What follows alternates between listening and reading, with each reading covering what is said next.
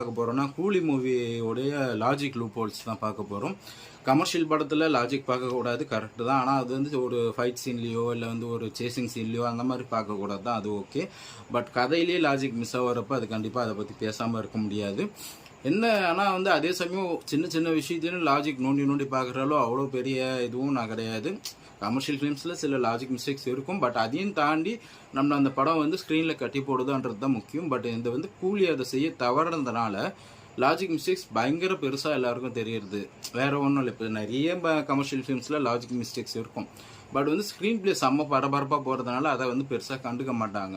இல்லைனா படம் பார்க்குற வரைக்கும் நமக்கு வந்து அந்த லாஜிக்கெல்லாம் வந்து ஞாபகமே வராத அளவு வச்சுருப்பாங்க. பட் கூலியை பொறுத்த வரைக்கும் படம் பார்க்குறப்பே சில டவுட்ஸ்லாம் நமக்கு வரதுக்கு காரணம் அந்த மாதிரி சேசிங் சீன்லேயே ஸ்டன் சீன்லேயே மட்டும் லாஜிக் மிஸ் ஆகல. கதையிலேயே வந்து அவர் நிறைய லாஜிக் மிஸ்டேக்ஸ் பண்ணியிருக்காரு. எக்ஸாம்பிளுக்கு சொல்லணும்னா வந்து அவ்வளோ பெரிய ஹார்பரே தன்னோட கண்ட்ரோலில் வச்சுருக்க வில்லன் வந்து ஒரு 20 டெட் பாடிஸை டிஸ்போஸ் பண்ணுறதுக்கு திணற அந்த விஷயமாகட்டும். அண்ட் நாகார்ஜுனா சார் வந்து ரஜினி சாரோட ஃப்ளாஷ்பேக் போர்ஷன்ஸில் சின்ன பையனாக ஒரு 10-12 வயசில் இருக்கிறப்ப பார்ப்பார். அப்போ வந்து இவருக்கு வந்து குழந்தை பிறந்துருவார் ரஜினி சாருக்கு.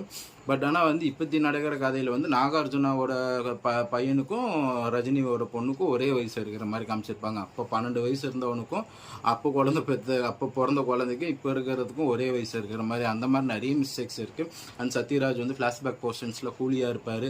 இப்போ பார்த்தா வந்து ஒரு சயின்டிஸ்ட் மாதிரி அவர் ஒரு சேர் கண்டுபிடிச்சிருப்பார்.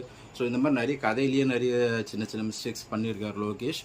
அண்ட் வந்து இந்த லாஜிக் மிஸ்டேக்ஸ்லாம் இருந்தாலும் படம் வந்து இவ்வளோ கலாய்க்கிற அளவு இல்லை. ஒரு நல்ல டீசெண்டான ஒரு ஒன் டைம் வாட்சபுளாக ரஜினி ஃபேன்ஸ்க்கு வந்து நல்லாவே இருக்குது. அண்ட் அதர் ஆடியன்ஸ்க்கு வந்து ஒரு ஒன் டைம் வாட்சபுளாக டீசெண்டாக இருக்கும். பட் வந்து இவங்க இவ்வளோ கலாய்க்கிறது வந்து எனக்கே வந்து இது ஓவர் ஹேட்ரடாக தான் தெரியுது. அண்டு இந்த மூவி வந்து என்னதான் கலாய்ச்சாலும் லாஜிக் இல்லை, அது இதில் மிக்சட் ரிவ்யூஸ்லாம் வந்தாலும் பாக்ஸ் ஆஃபீஸில் செம்மையாக போயிட்டுருக்கு. 4 நாளில் 400 கோடி கிராஸ் பண்ணியிருக்கு. அண்ட் இந்த மூவி எடுத்ததுக்கான மெயின் ரீசனே வந்து ஒரு கமர்ஷியல் சக்ஸஸ் ஆகணும் அப்படின்னு தான். மேபி லோகேஷ் இந்த படத்தை டைரக்ட் பண்ணாமல் வேறு யாராச்சும் பண்ணியிருந்தால் இது வந்து ஒரு நல்ல படமாகவே நிறைய பேருக்கு தெரிஞ்சிருக்கும். பட் லோகேஷ் கிட்ட வந்து இந்த மாதிரி ஒரு மிட் ரேஞ்ச் ஃபிலிம் யாரும் எதிர்பார்க்கல. அதனால் வந்து நிறைய பேர் ரொம்ப டிசப்பாயிண்ட் ஆகிட்டாங்கன்னு நினைக்கிறேன். ஸோ லோகேஷ் வந்து நெக்ஸ்ட் டைம் வந்து இந்த மாதிரி pan India concept, cameo concept இதெல்லாம் வந்து கான்சென்ட்ரேட் பண்ணாமல் ஒரு நல்ல ஸ்கிரிப்டோடு வந்தால் நல்லாயிருக்கும். ஒரு லாஜிக்லாம் நல்லா அவர் வந்து அந்த மாதிரி ஒரு ஆள். ஏன்னா வந்து அவர் மூவிஸில் வந்து மாநகரமாகட்டும், கைதி ஆகட்டும், சின்ன சின்ன டீட்டெயில்ஸ்லாம் கூட இந்த இன்டர் கனெக்ட் பண்ணுறது, இந்த சீனையும் அந்த சீனையும் கனெக்ட் பண்ணுறது.